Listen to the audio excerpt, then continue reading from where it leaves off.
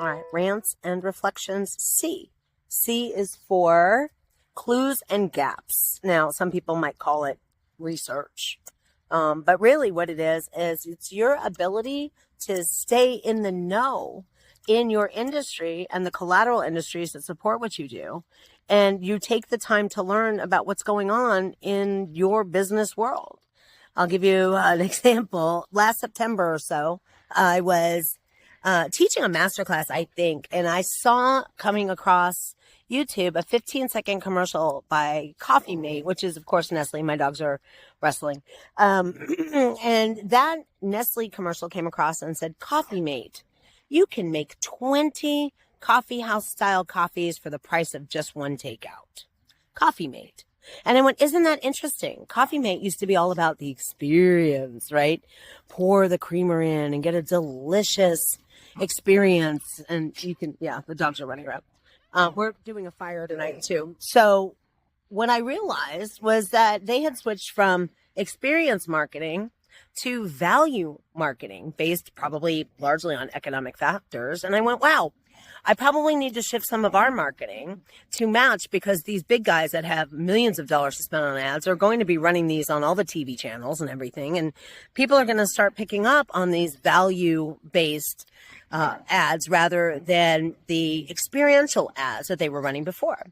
So I brought this to one of my mentors, and she says, that's so interesting that you caught that. And I said, is it interesting that I caught that? Or is it my job to catch things like that so that I can stay relatable to my audience, to my clients, so that I can give, good guidance, that I can spend the time really where it counts, making pivots as needed or whatever, based on what I'm seeing out there in the world. Now, to do this, you have to be able to find those gaps, and you need to be able to pick up the clues.